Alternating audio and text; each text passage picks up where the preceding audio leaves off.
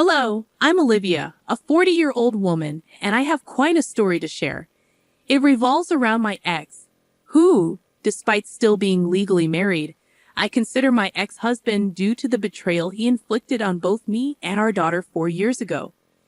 Back then, when my daughter Kimberly was just 14, we faced financial struggles because my husband recklessly squandered our money.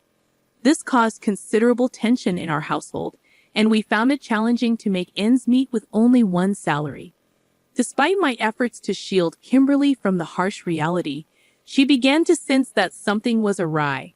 She started harboring resentment towards her father for his irresponsible spending. The breaking point came on a cold and rainy June 16th afternoon when he left for good. Although he had left us alone for months in the past, this time it felt permanent. As a full year passed without his return, Kimberly and I developed a strong disdain for him. In the face of adversity, I assured my daughter that I would step up and make sure she lacked nothing. I quit my job and delved into affiliate marketing and content writing. It took about a year, but I managed to build a comfortable life. I became a homeowner and even bought a luxurious car for Kimberly and me. My dedication to hard work didn't go unnoticed by Kimberly, who, inspired by my example, decided to pursue a career in online content creation. She flourished, amassing a following of 90,000 on Instagram, TikTok, and YouTube.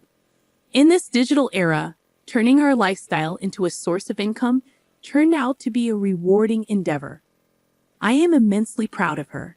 However, as is often the case in life, what rises must eventually fall. Sadly, we recently experienced the loss of Henry, my former father-in-law and Kimberly's grandpa. The news devastated us. Despite Ben leaving us years ago, we remained connected to his parents. They were good people who supported us through financial hardships and emotional turmoil. Henry, in particular, struggled deeply with Ben's actions. While the rest of us had given up hope, Henry clung to the belief that Ben would one day return with an explanation to mend our broken hearts. As absurd as it seemed, Henry's compassionate nature couldn't fathom any other outcome. Unfortunately, he never witnessed such closure. His passing, though after a long and fulfilling life, was undoubtedly hastened by the silence from his son. Kimberly and I attended the funeral, where we found solace in each other's embrace alongside Aria, Kimberly's grandma, and my ex-mother-in-law. Despite the somber atmosphere, something inexplicable occurred. It was as if the cemetery's ambience, combined with grief-stricken faces, played tricks on my mind. In that moment, amidst the sorrow, I could have sworn I saw a ghost, a sight too bewildering to comprehend. My eyes must have deceived me, for in the distance, I glimpsed the specter of a man who had been absent from our lives for 4 years, my husband. Whether fortuitous or unfortunate, the mystery lingers to this day. I couldn't deny it any longer. It wasn't a mere apparition. It was my husband. Yet he resembled a ghost, unnaturally gaunt, as if all the life had been drained from him. I attributed it to the shock of his father's death. Such harrowing news could make anyone appear ill. He approached the funeral, sending shockwaves through everyone. Kimberly erupted in screams and berated him for abandoning us years ago. Aria, his mother, sobbed even harder, questioning where everything went wrong.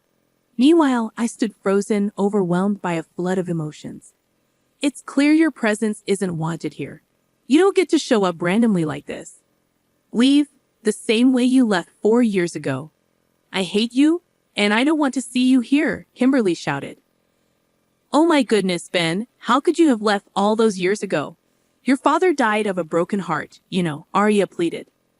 Let him stay. I unexpectedly intervened, surprising everyone, including Ben. After my initial shock wore off, I realized that this wasn't the time or place for a dramatic display of emotions. Despite my hatred, he had lost his father and he had the right to say goodbye. I conveyed this sentiment to everyone, and we agreed, at least for the time being, to remain civil out of respect for dear Henry. The funeral proceeded, and we reconvened at my home. Ben commented, "Nice place you got here." "Cut the crap, Ben. You can't just waltz in here like nothing happened. If you want to stay, tell us everything." "Absolutely everything." I won't let you taint this home with your negative energy. Olivia has worked too hard for it. You owe us an explanation, and you can start by stating your business. We all know you're not here just for Grandpa's funeral, I asserted. I'm here because of my father's funeral. He was my father, but I'm also here for another thing. I'm here to collect my inheritance, Ben stated, prompting me to physically restrain Kim before she launched another verbal assault. Heads turned, and murmurs filled the air as people sensed the brewing altercation. Fortunately, Arya managed to keep the crowd at bay while I led Ben and Kim to a quieter part of the house. I didn't mean to hurt you, my baby, Ben attempted to reconcile. Don't call me that. I'm not yours in any way. You forfeited that right when you left us to fend for ourselves without explanation. What kind of father does that? I tried to forgive you, but I can't, Kim retorted bitterly. Look, Kim Olivia, I'm sorry about everything. I really am. But I desperately need the money. I'm in some hot water right now, and... Do you think we care about you and your problems? By the looks of it, you've fallen in with the wrong crowd. Are you doing drugs? I interjected. Ben hesitated, his pallor and sickly appearance suddenly making sense. At that moment, Arya joined us. Now that I've sorted everything out, Ben, can you please explain what happened? Your father waited for you all this time. He held on to hope that you would return one day with a good enough explanation to ease our doubts. So please tell me that you've come bearing some good news. I came here to get my inheritance money, Mom, Ben confessed. He's on drugs, Grandma. That's why he came here, to get his inheritance money so he can buy more drugs, Kim added bitterly. No, it's not like that at all. You were right about me hanging with the wrong crowd.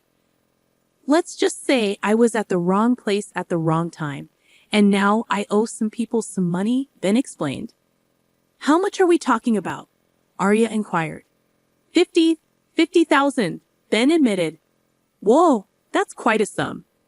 So while Mom and I were struggling to keep warm and fed, you were messing around with shady people? Well, we won't help you with that. You made your bed, and now you have to lie in it, sweetie. I concluded, disappointment evident in my voice.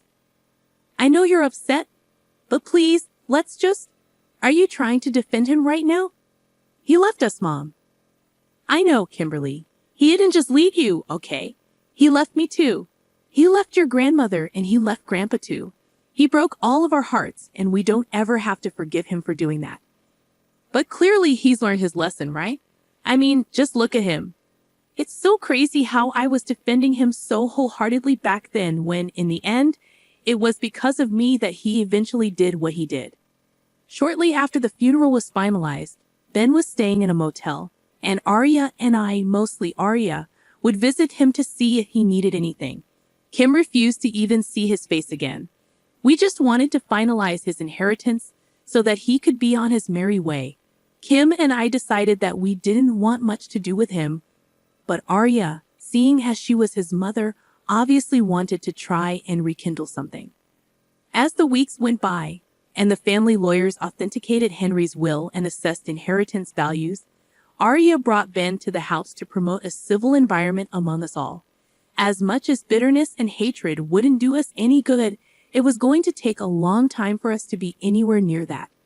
Kim would sometimes come just to sit and not speak, but she mostly opted out of the whole thing.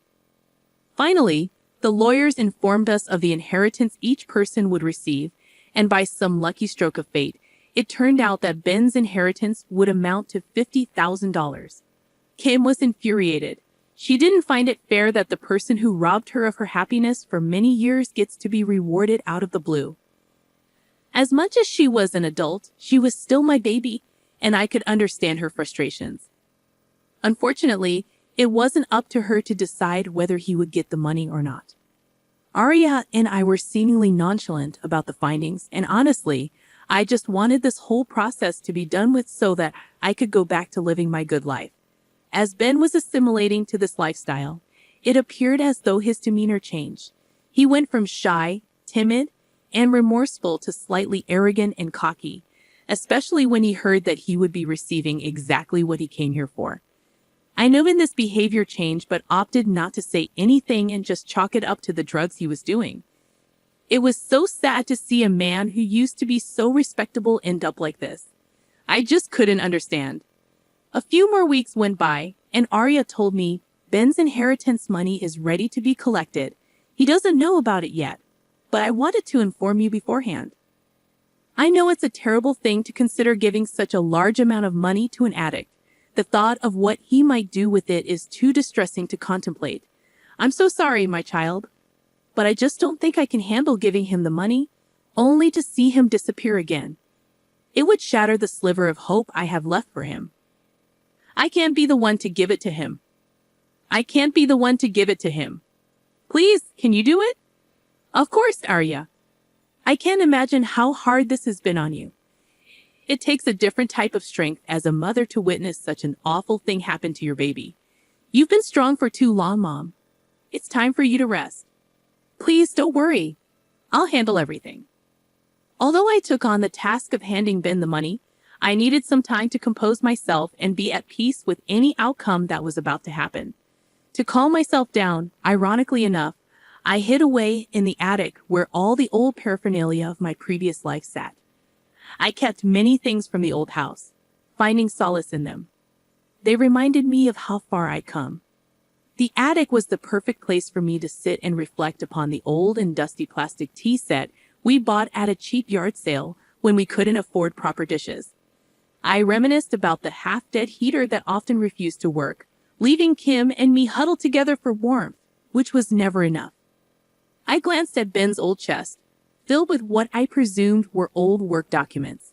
I'd never dared to open it, afraid of confronting just how much money was being drained from the household to fund his other seemingly more important lifestyle. However, on this day, the day I was supposed to give him the money, I decided that I couldn't be afraid anymore. I couldn't resist the urge to see what lay inside. I broke open the now worn-out chest to find stacks of papers, bank statements and checkbooks, all detailing the amount of money that Ben had squandered away. As I examined the bank statements tracing where the money had gone, I noticed that the account recipient was named Maria.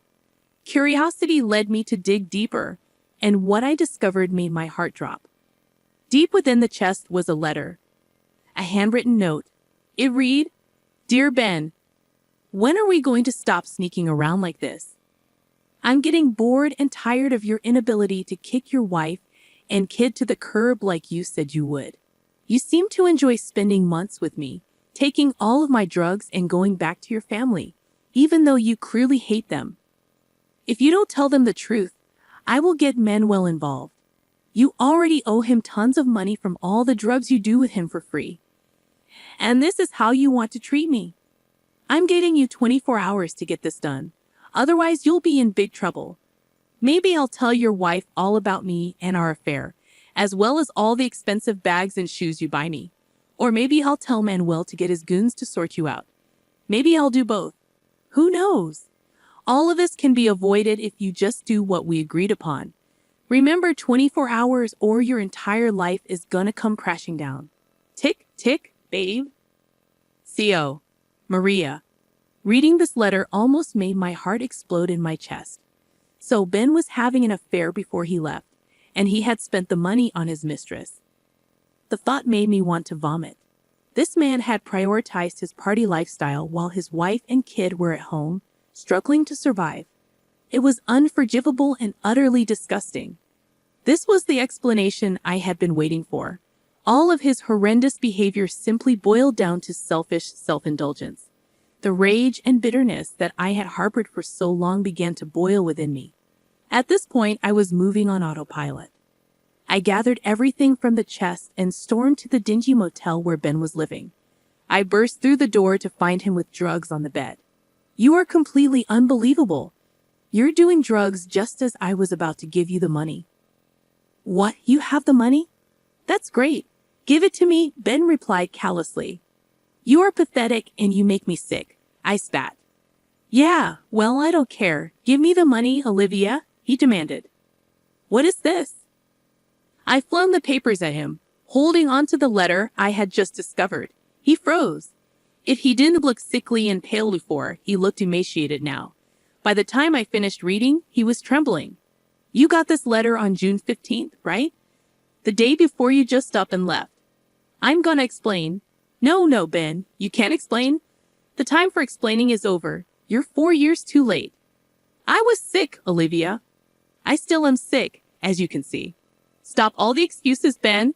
You think I wasn't tired? You think I didn't want relief anywhere I could find it? We all make choices, Ben. You're a grown man, damn it. You left us because you were having an affair. It wasn't like that. Then what was it like? I never loved you. I never wanted that life. I never wanted to be with you. I just got with you and had the kids so that Mom and Dad could get off my back. I never wanted responsibility, and frankly, I don't care enough to rekindle or mend anything between us. Not you, not Kimberly, and not even my mother. I know it sounds awful to say, but it's the truth. Take it or leave it. Now give me my money. I can't say I'm surprised, actually.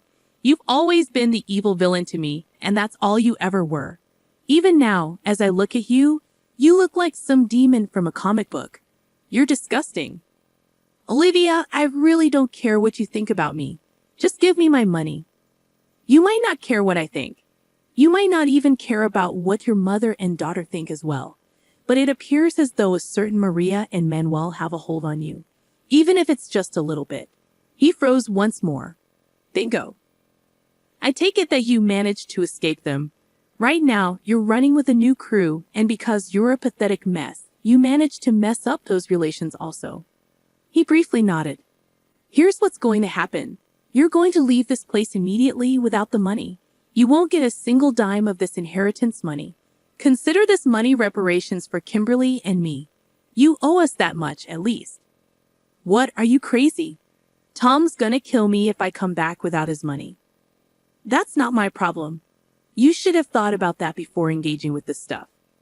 And what if I refuse?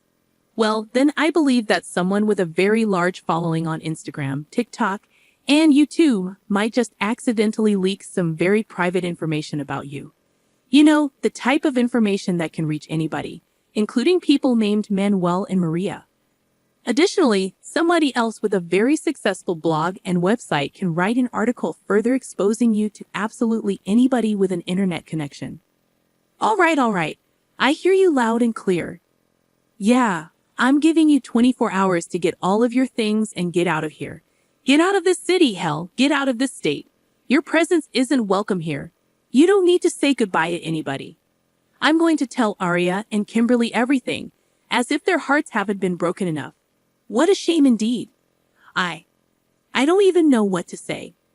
How about Chio? Good luck. Let's hope your drug buddies don't rough you up too badly.